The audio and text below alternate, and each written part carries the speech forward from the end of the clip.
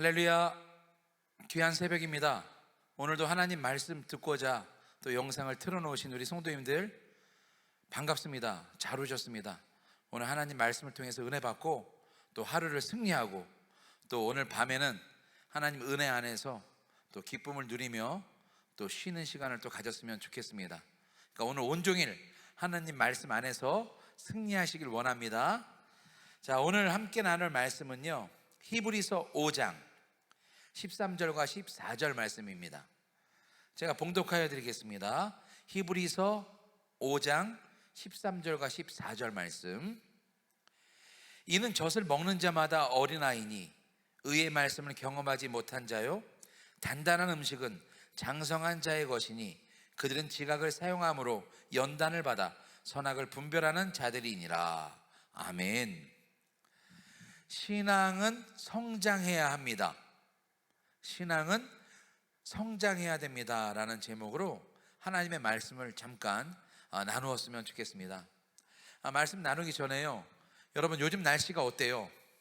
엊그저께 수요일에는 막 무더위가, 갑작스러운 여름이 찾아온 것 같은 무더위 속에서도 지내있고, 또 어제는 또 선선한 봄 날씨를 또 맞이하게 됐고, 이렇게 아침과 저녁 또 하루하루 일교차가 이렇게 심할 때 여러분들 정말 건강 조심해야 됩니다. 저도 이 감기 기운이 떨어지질 않네요. 콧물도 떨어지지가 않고 참 힘든 것 같아요. 이럴 때 환절기에 또 일교차가 심할 때 건강에 유의하시면서 여러분들 해야 될 일들 건강하게 잘 감당하시길 바랍니다. 그래서 요즘에는 이게 문자 보낼 때 맨 마지막에 건행하세요 라고 보낸대요. 건행은 뭐예요? 건강하고 행복하세요라고 이렇게 줄임말로 건행하세요라고 보내는데, 우리 성도님들도 오늘도 건행하시기 바랍니다. 오늘 말씀 보면 신앙의 성장 단계에 대해서 나와요. 13절에 보니까 젖을 먹는 자가 나오고, 또 14절에는 단단한 음식을 먹을 수 있는 장성한 자에 대해서 나오는데, 오늘 이 신앙의 성장 그 단계들을 보면서 은혜를 나눴으면 좋겠는데요, 첫 번째 단계는 어떤 단계가 있느냐? 젖먹이 신앙이 있습니다. 젖먹이 신앙. 이 젖먹이 단계는 뭐예요? 부드러운 액체인 젖만 먹어야 돼요. 이것만 소화할 수 있지 단단한 식물은 먹지 못하는 단계입니다. 하나님을 아는데 하나님의 은혜를 경험하지 못하고 그냥 부드러운 것만 듣고 소화시켰기 때문에 좀 더 신앙의 깊은 단계로 나아가지 못한 게 바로 젖먹이 신앙이라고 말씀드릴 수가 있습니다. 젖먹이의 특징은 뭐예요, 여러분? 아기였을 때 아기들은 그냥 울어요. 배고파도 울고, 기저귀가 젖어도 울고, 또 아파도 울고, 짜증나도 울고, 또 졸려도 웁니다.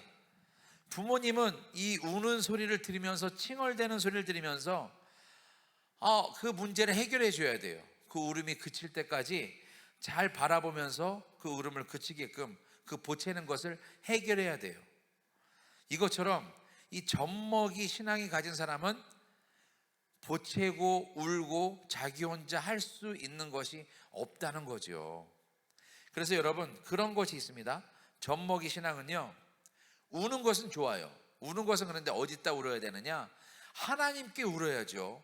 하나님께 기도하고 하나님께서 이루어지실 때까지 매달리는 이런 울음 있는 눈물의 기도는 참 좋은데, 문제는 혼자 할 수 없다는 거예요. 교회에 와야 되는데 다른 사람이 챙겨주지 않으면 오지 못하고, 문자나 연락하지 않으면 오지 못하고, 또 어떤 분은 모시러 가야 돼요. 모시러 가고 모셔다 와야 예배 시간이나 교회 행사에 참여하는 사람들이 있습니다. 이것이 바로 젖먹이 신앙이에요. 자, 젖먹이 신앙이 지나서 어떤 신앙이 올까요? 젖먹이 다음에는 이제 좀 걸을 수 있는 걸음마 신앙 단계가 있습니다. 우리 걸음마를 하는 우리 돌 지난 어린아이들을 생각해 보세요. 먼저 벽을 짚고 일어나요. 다리에 힘이 생겼으니까 그리고서 조금씩 걷기도 시작합니다. 물론 넘어지기도 하고 똑바로 걷기 위해서 한 발자국씩 움직이면서 여러 가지 수시로 넘어지고 무릎에 멍이 들기도 하고 힘들기도 하지만, 그런 어린아이가 잘 걷지 못하고 힘들어한다고 우리가, 엄마 아빠가 평생 업어서 키울 수 없잖아요.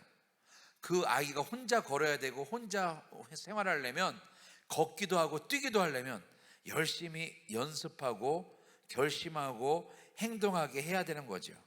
이것처럼 우리 젖먹이 신앙이 있다면 이제 걸음마 신앙으로 가야 됩니다. 걸음마 신앙은 뭘까요? 스스로 교회에 나와서 스스로 자기의 문제를 놓고 하나님께 기도하기도 하고, 스스로 자신의 일을 찾아가면서 일하는 것을 배워가기 시작하는 것, 또 신앙생활이 어떤 것이라는 것을 배워가기 시작하는 것이 바로 걸어다니는 우리 걸음마 신앙이라고 말씀드릴 수가 있습니다. 그런데 이제 우리는 세 번째 단계 철든 신앙으로 갔다가 마지막 단계, 오늘 성경 말씀에 나오는 장성한 신앙으로 가야 돼요. 철든 신앙은 뭘까요? 철이 들었다 하면 자기가 말한 것을 지키는 것이 철든 거예요. 우리가 학생 때 이제 좀 몸이 성장하면서 부모님한테 약속한 게 있습니다. 엄마, 오늘 날 밤에 2시간 공부하고 잘 거예요. 이 말을 지키고 자는 것. 또 내일은 무슨 일인데 이거 내가 할 거예요. 내 방은 내가 청소하겠어요. 내가 말한 것을 지키는 것이 바로 철들었다고 말씀드릴 수 있는데, 철등 신앙의 특징은 신앙인으로서 교회에서 세상에 살면서 자신이 이야기한 말을 지키기 위해서 노력하는 것, 이것이 바로 철든 신앙입니다. 베드로전서 4장 11절에 이런 말씀이 있어요. 만일 누가 말하려면 하나님 말씀을 하는 것 같이 하고, 누가 봉사하려면 하나님 공급하시는 힘으로 하는 것 같이 하라.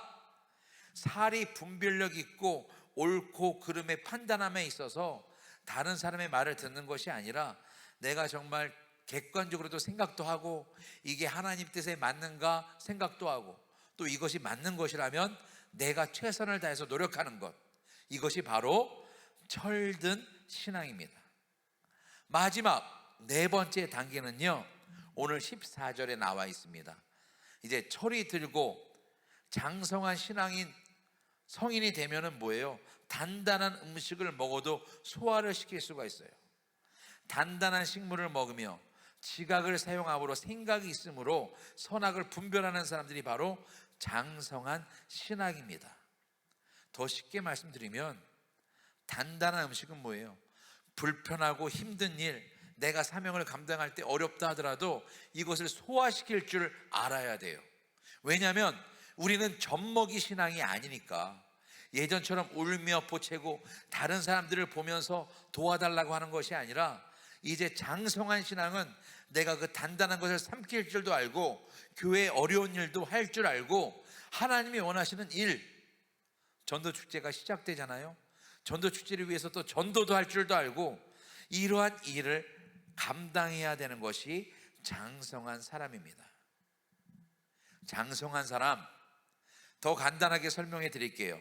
마태복음 16장 24절 말씀처럼 자기를 부인하고 자기 십자가를 지는 사람, 우리 주님을 따라가는 사람, 모든 사람이 저 사람을 보면 주님의 제자이구나, 교회 다니는 사람은 다르구나 라고 그 사람을 보고 느낄 수 있는 것, 이 사람이 바로 장성한 사람입니다.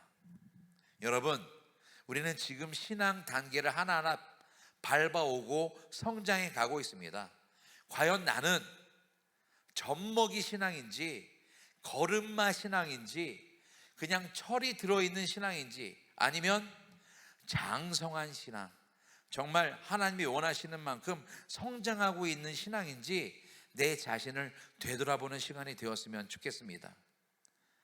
이유가 있으면 교회에 안 나오고, 어떤 일이 생기면 다른 일을 먼저 더, 교회 일보단 주님의 예배보단 다른 일을 더 챙기는 것, 이것은 젖먹이 신앙입니다.